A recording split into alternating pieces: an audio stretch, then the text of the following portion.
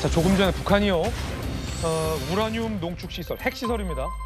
를 처음으로 공개했습니다. 그것도 김정은이 핵시설을 시찰하는 모습을 처음으로 공개해서 이 소식 저희가 급하게 좀 준비를 해봤습니다. 함께 보시죠. 핵무기연구소 무기급 핵물질 생산 기지를 김정은이 현지 지도했는데 북한 매체가 이걸 처음으로 공개했어요.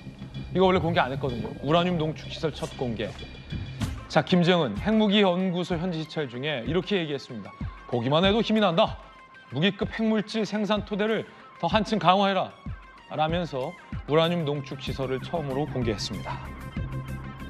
함께 보시면요, 이렇게 사실은 우라늄을 농축해야 핵무기에 사용할 수 있는 핵물질을 생산할 수 있습니다.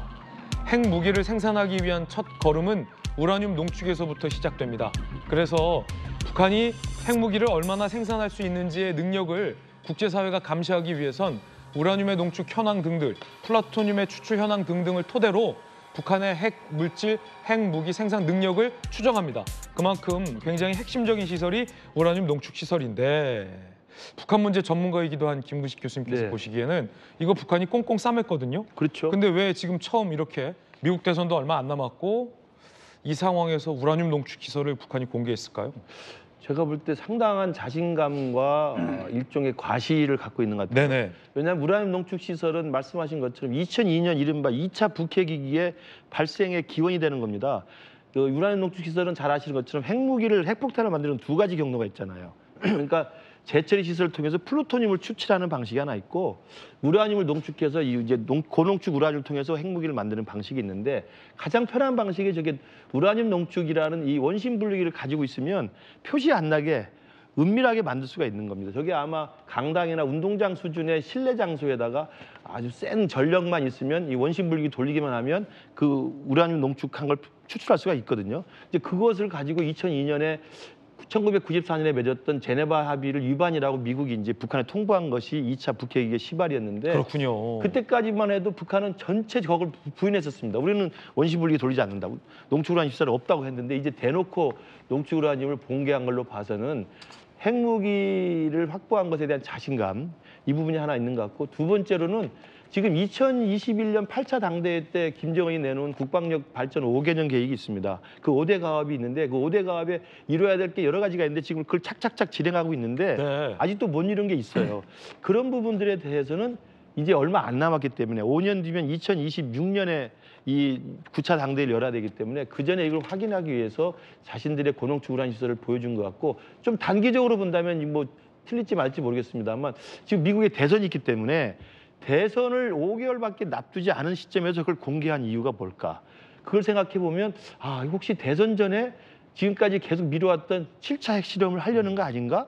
그런 부분에 대한 우려도 있는 것 같습니다. 그래서 미국뿐만 아니라 우리 한국도 한미당국이 진짜 적절하게 협력을 해서 만약에 대선전이 있을지도 모를 김정은의 핵 도발, 핵실험에 대한 우려가 있으면 철저하게 대비를 해야 될 것으로 보입니다. 지금 사진을 보면 전체 사진을 북한이 공개하지는 않았습니다만 상당히 현대적이고 대규모의 우라늄 농축 시설이 있다는 걸 볼 수 있습니다.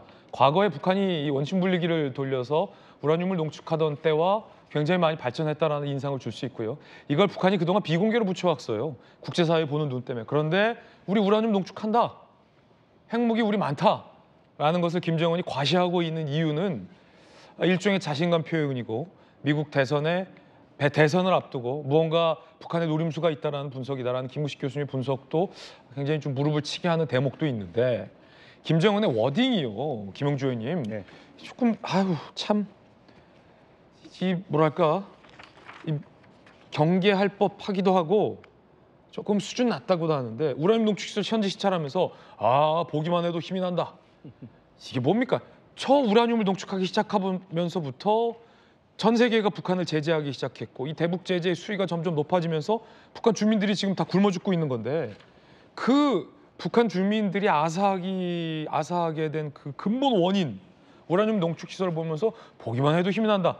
그럼 북한 주민들은 그 말 듣고 무슨 생각하겠습니까? 네, 굉장히 어찌 보면 이기적인 발언이죠.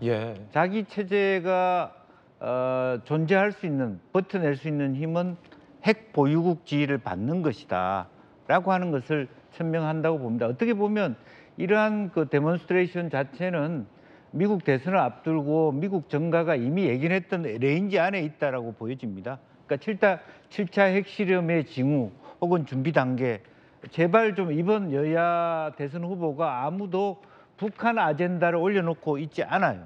그렇기 때문에 저런 데몬스트레이션이 더욱더 강화될 수밖에 없어요. 초조감의 표현이라고 봅니다. 일종의 시위라는 거죠? 네. 그래서 지금 ICBM도 그렇고 뭐 13축, 12축 되는 새로운 어떤 그 대형 무기 체제도 공개를 서슴지 않는 이유는 제발 북한 좀 봐주세요. 그다음에 이번에 특이할 점은 대화라는 용어가 다시 나오기 시작했다는 겁니다. 그래서 미국 대선을 앞두고 이러한 부분, 어느 누구도 이번 대선 뭐 토론회는 끝났습니다만은 북한의 핵 보유국 지위를 인정하는 후보를 지원하겠다.